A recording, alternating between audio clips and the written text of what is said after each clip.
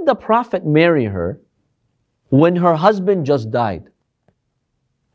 Today you'll find some Islamophobic, anti-Prophet cartoons in which they dramatize this.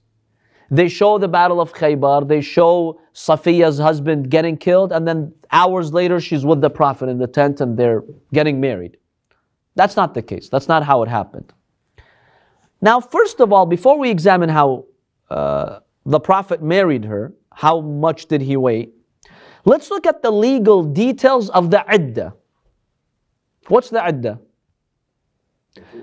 The Iddah, not Uddah.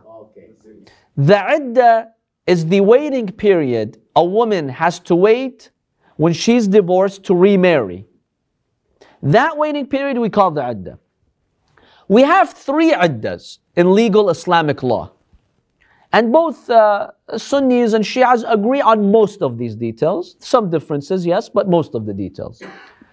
If a woman is divorced, you have a permanent wife, you divorce her, what's the waiting period?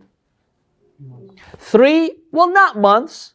If she has no cycle, then it's 3 months. But if she menstruates, it's 3 cycles.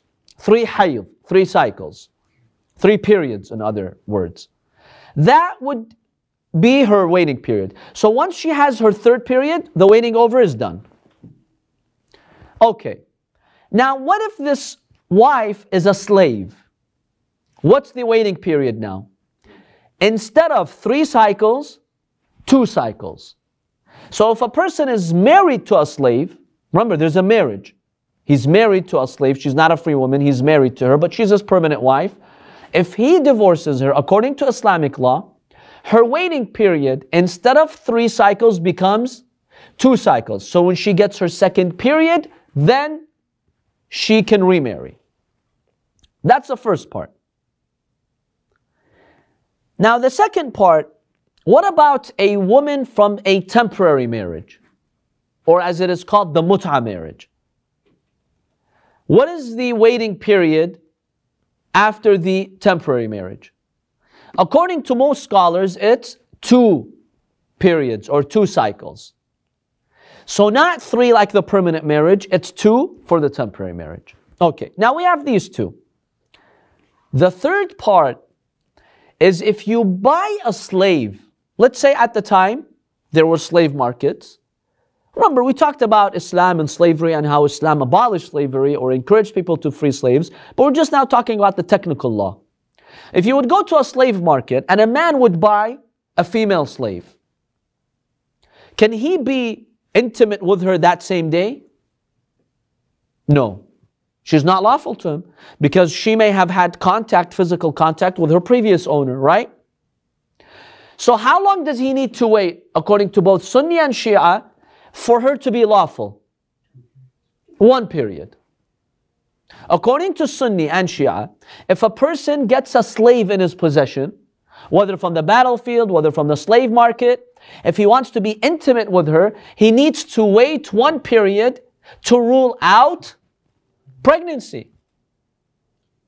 Because if she's pregnant from the previous husband, he cannot be intimate with her until she gives birth and the father is known, then he can, have a lawful relationship with her. So waiting 1 period rules out pregnancy, that she's not pregnant. So she wasn't her period?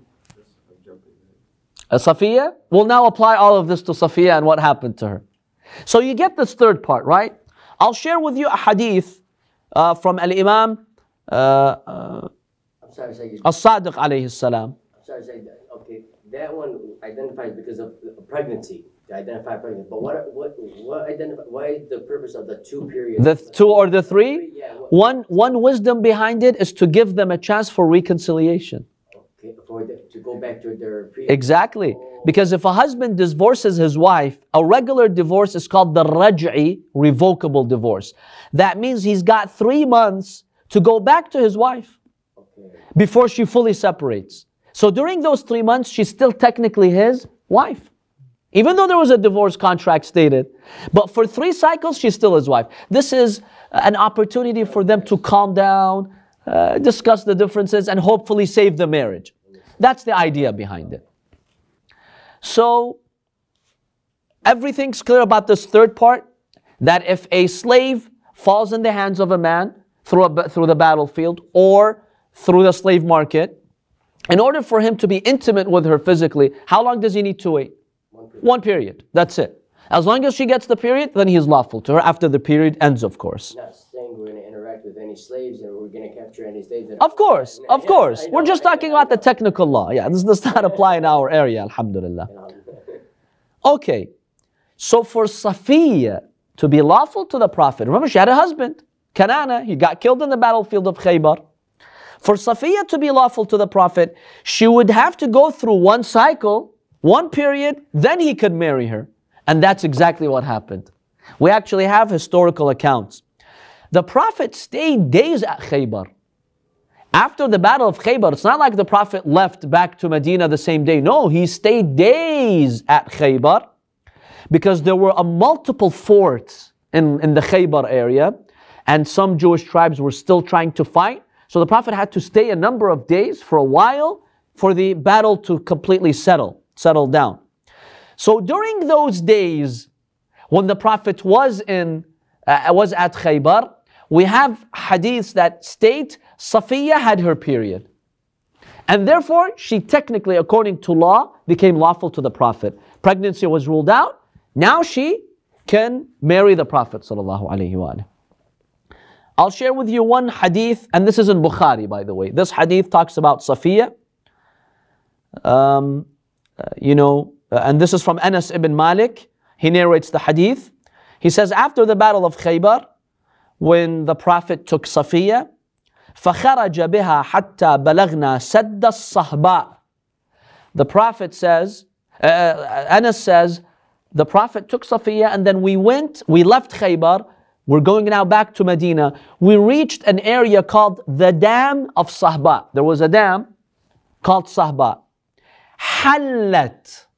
He says it was at that area that Safiyya finished her Iddah, her waiting period, meaning she had her cycle. So it's not like her husband died a few hours and like these cartoons portray, and then that same night the Prophet married her. No, that's not what happened. It happened many days later when she finished her period.